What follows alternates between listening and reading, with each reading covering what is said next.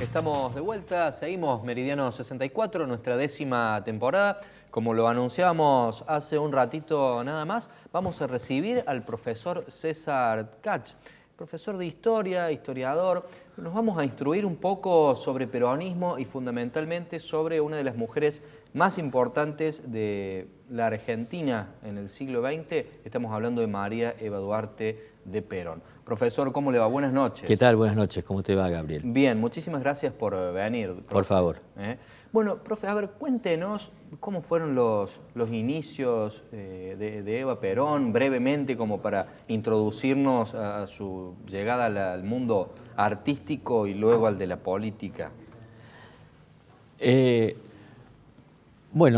Como en general se sabe, Evita conoció a Perón a raíz del terremoto de San Juan y la gran campaña de solidaridad que tuvo lugar en 1944 con motivo de esa catástrofe humanitaria que fue el terremoto de San Juan.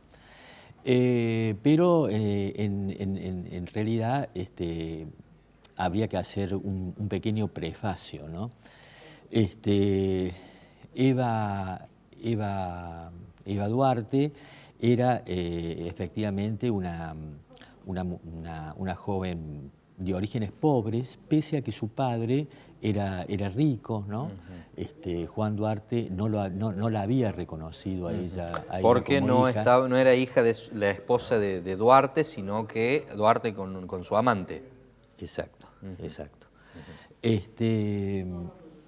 Y había iniciado una carrera artística en la cual había protagonizado papeles secundarios en distintas obras de teatro, ¿no? Ahora, todo esto son datos en alguna medida anecdóticos, ¿no? que pueden servir para comprender su figura, pero a mí lo que me llama la atención es la gran cantidad o las diversas Evas que hay en la figura de Eva Perón. Se llevaba como 25 años con Sí, había una buena distancia de edad. Yo te podría hablar en primer lugar de la Eva que yo conocí en los 70, ¿no? Que conoció la generación de los años 70.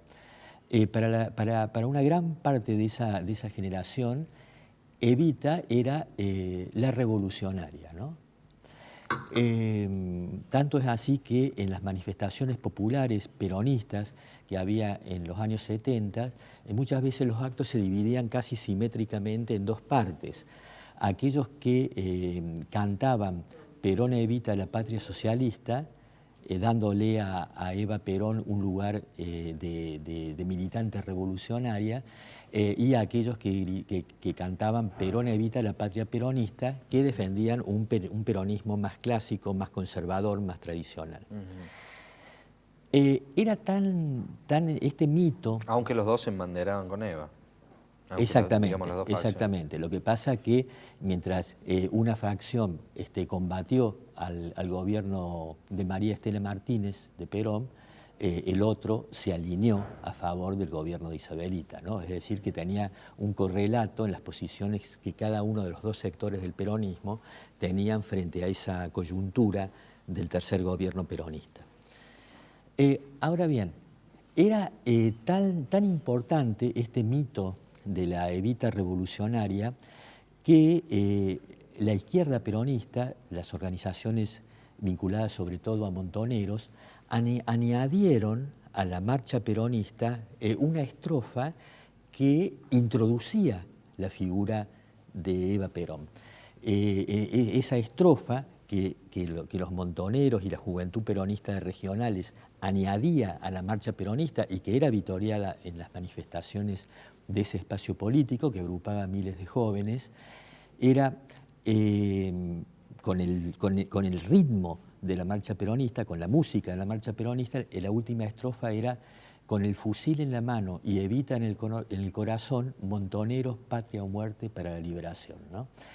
Ahora, este mito de la Evita revolucionaria es de la década del 70, porque en realidad en la segunda mitad de los años 40 digamos, entre 1945 y la muerte de Eva Perón a principios de la década del 50, el mito no era el mito de la Evita revolucionaria, el mito era la de la madrina de los humildes. Es decir, la bandera, exacto. Ella no era la revolucionaria, sino que era la protectora. A tal punto que anterior a la fórmula Perón-Perón de la década del 70 hubo un intento de fórmula Perón-Perón, pero con Evita, para la segunda presidencia de Perón. ¿Por qué fue que no, por su salud, por qué no agarra ese ofrecimiento, por llamarlo de alguna forma? Sí, yo creo de que ahí ya la salud estaba fuertemente quebrantada, ¿no? Ahora, yo quiero resaltar que este mito de la madrina o abanderada de los humildes enlaza con una cultura política tradicional, en la cual el político es un protector, ¿no? Hay una cultura paternalista, en este caso encarna una cultura paternalista una mujer, que era Eva Perón, ¿no? Es decir, lo que ella estaba promoviendo no era la autonomía de los individuos o de los grupos o de las asociaciones, sino que ella era la protectora, ¿no? Y bueno, eso, volviendo al tema de los principios de Eva Perón, que me preguntaba Gabriel al principio de esta charla, ella en 1947, todavía no existía la Fundación Eva Perón, era la Cruzada de Ayuda Social Eva Perón, reparte 5 millones de juguetes entre los niños, ¿no? Muchos eran el primer juguete para muchos niños. El primer juguete, y eran donaciones, en algún caso forzadas, ¿no? A pequeños. ¿Era más fondo estatal o más donación, digamos, el origen para...? Había mucho de donación, pero la donación no siempre era espontánea, ¿no? También se hacían, digamos, hospitales, centros de salud, claro, centros educativos. Luego la Fundación Eva Perón va a utilizar, se le destina a la Fundación Eva Perón aproximadamente el 50% de los ingresos que venían de los impuestos del hipódromo y de la lotería, ¿no?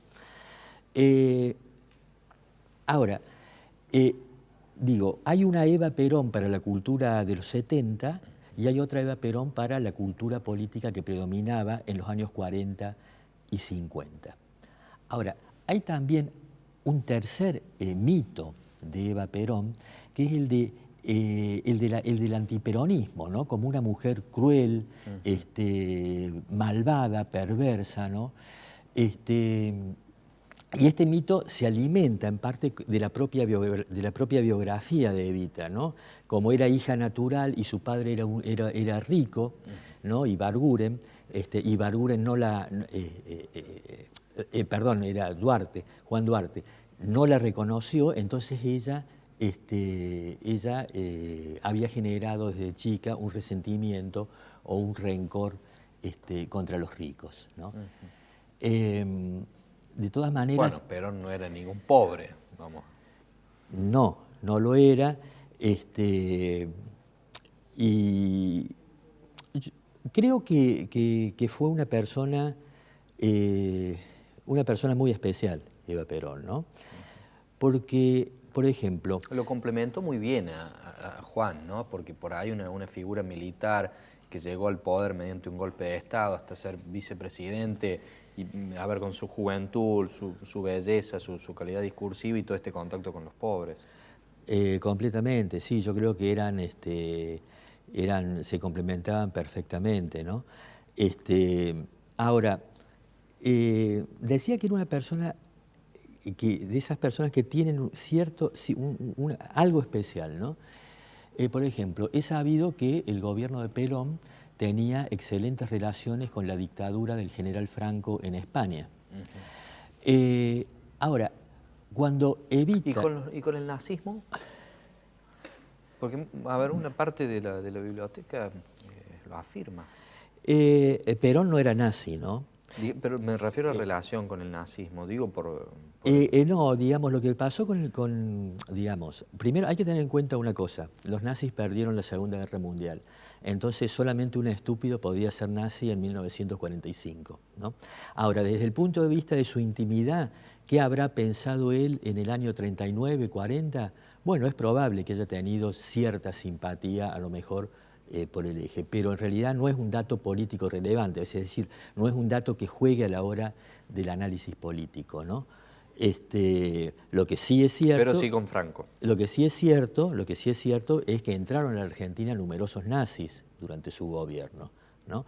Pero también es cierto que en Estados Unidos también entraron muchos nazis, científicos alemanes que fueron utilizados por las autoridades de Norteamérica. Con la dictadura de Franco sí, pero aquí un dato singular. Debido a estas excelentes relaciones entre el gobierno de Perón y la dictadura de Franco, los militantes comunistas del Partido Comunista Español pusieron una bomba en la embajada argentina en Madrid. La policía franquista detiene a una mujer a la que acusa de haber puesto la bomba, Juana Jiménez, y la condena a muerte. Pero he aquí que Evita va a Madrid, a España, en 1947, recibe todos los honores del general Franco, pero también recibe una carta de un niño. Ese niño era el hijo de Juana Jiménez, condenada a muerte, y el niño le decía en esa carta, fusilaron a mi papá, ahora quieren fusilar a mi mamá, le pido por favor, ¿no? Y bueno, Eva Perón se hizo cargo de esa carta de ese niño. Debe ser que, bueno, siempre le daban notitas y cositas para leer, debe ser que esa vez la leyó ella, ¿no? Porque muchas veces acá con la cantidad que le daban, por supuesto, no se leía así. La leyó, bueno, no deben haber recibido muchas cartas de Evita en España. La leyó y cuando se reunió con Franco, pidió por esta mujer. Y efectivamente, Franco le conmutó la pena de muerte por la de prisión en la cárcel de Guadalajara, ¿no? Pero es un ejemplo de este algo especial que suelen tener en realidad todos los líderes carismáticos. Profe, ¿cómo podemos llegar a hablar de la finalización del segundo gobierno peronista, ya obviamente sin Eva, y el bombardeo, ¿no? que muchas veces no se tiene algún antecedente que esto haya ocurrido en algún otro país del mundo, que la Fuerza Aérea Argentina bombardee a los argentinos? Sí, no fue la Fuerza Aérea, fueron determinados grupos, un determinado grupo. Bueno, había un clima de polarización violento, ¿no?